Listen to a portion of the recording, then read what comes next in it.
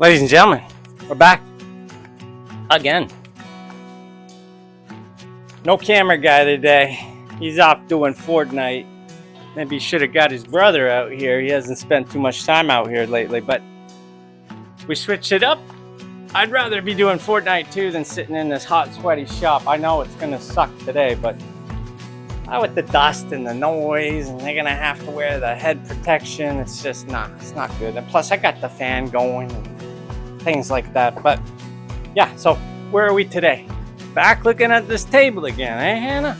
I get it. I mean, these things are 7-10 days, they're out, right? They're usually in and out. We did have quite a complicated base that we nailed pretty good. And I've been dealing, the whole family's been dealing with some stuff that's outside of woodworking. I mean, man, what a shitty month we've had, right? Like, I mean, if you think about it, we had a dog that passed away, and now we got this whole problem with this company I'm dealing with. Yeah, I haven't talked about it, but yeah, I should have been a lawyer. I probably was in my last life. I mean, dealing with a lot of crap lately. So yeah, why is this table still on the bench? I mean, 2-3 hours a day. It's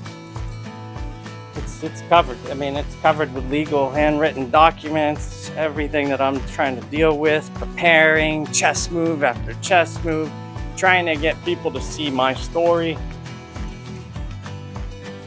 They're playing checkers or they're playing on a complete different chessboard, I don't know, but they're gonna figure it out or they're gonna find out, right? I mean, and usually people find out, right? Unfortunately, but that's what's delayed things. It's delayed this table. We should have been doing a fence by now.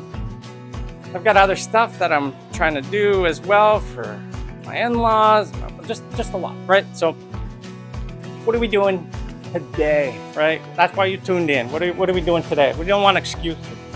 Last night when I left you, we did the block pane sanding, and I showed you the stain. After that, I did a 150 just to demonstrate the different tones, decide what color we're gonna go with here, and we are gonna do the 120. So we are gonna speed this up with the power of technology. I'm gonna route these corners, soften them off, hit it with the Rotex a couple more times. I'll probably do that off camera, and then I'll bring you back, shut the lights off, we'll bring it down low, and then I'll show you. And we'll do that again with speeding up the technology with the LED where I chase all those scratches and we get them all out. You can do it with the Rotex. I've never had luck with it, switching it over to the fine setting. Now that being said, that's on hard maple. I can get away with that on pine any day of the week, or a softer material like a wormy maple, but hard maple, forget it, right? Like, there are other sanders that do work. I've got a DeWalt right up there, a puppy right up there. I think it's a 642. I like it. It's dusty, takes a different pad, and I'm constantly switching out interface pads because I like to buff with it as well. So the other reason why I don't like using it, and I do like the block plane, is like what we talked about, is the repairability. You're gonna show up to a client's house with a Rotex or even another random orbital sander, and you're gonna hit that spot sand where you're gonna take it back down to the raw. I'm gonna see it. They're gonna see it. Everyone's gonna see it. So yeah, the block plane is really important if you really wanna create a quality table that you can repair in the future, because inevitably something's gonna happen, right? So stick with me. I'm gonna do the route, then we're gonna hit it with that Rotex, bring it back, shut the lights off, and yeah, we'll hit this thing, scratch it off, right?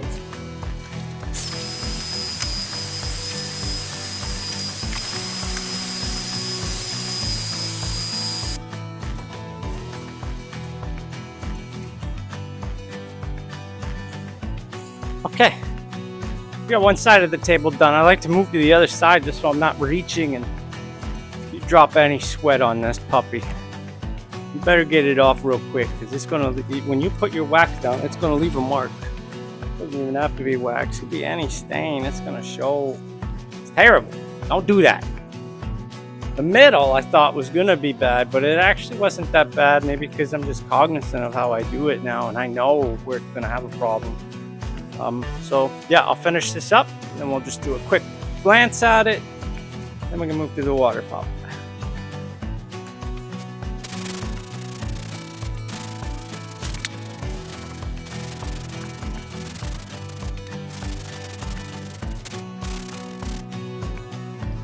Ladies and gentlemen, boys and girls, we have arrived. This is the final wipe down before I water pop this. Why do we water pop? We water pop so we don't get blotchiness, get a deeper, richer tone. It's gonna be more consistent. Any of these scratches that I chased are going to be raised up, and it'll give us another opportunity to get rid of those, believe it or not. Even though there is none, we took care of them all. We took care of them all because this is hard maple, and it's hard. It's hard to work with. It's a pain. I'm exhausted. It's almost 9 o'clock, and I still have some editing to do where I'm gonna hear water pop probably another 30, 40 times. So let's get this done. We'll come back tomorrow. We'll apply the stain. I'll hit the base and the side table and the entry table as well off camera, but this is to give you a general idea of what we do, why we do it. And for the longest time, I still do. I don't know why, but tell people this is gonna help you with stains in the future. If you spill anything, that's a fallacy.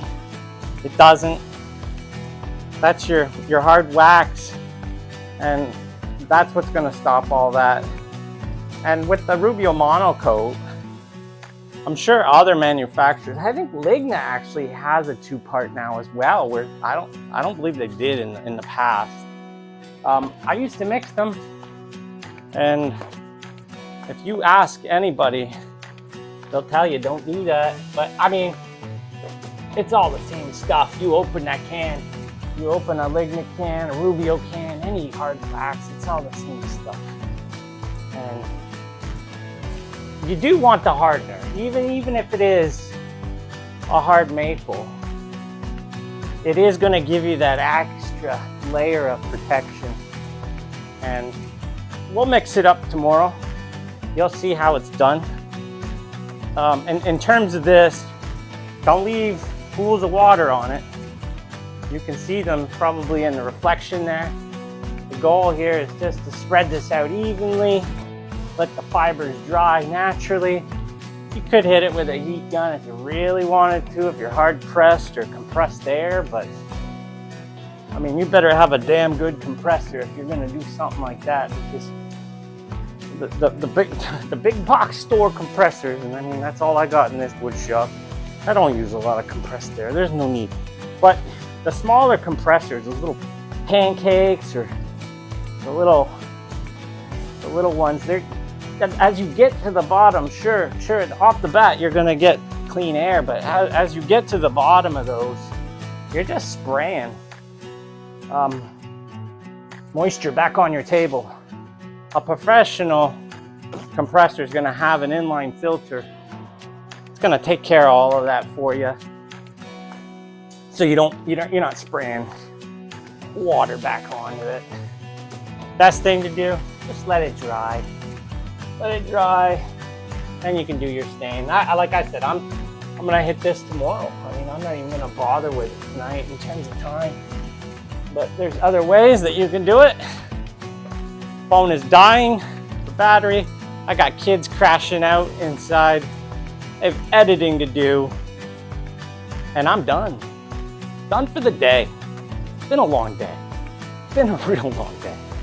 So yeah, tune back in tomorrow. We'll get this stained up. We'll get the base stained up. Everything's gonna really start taking shape, and we can close this off. All right, folks.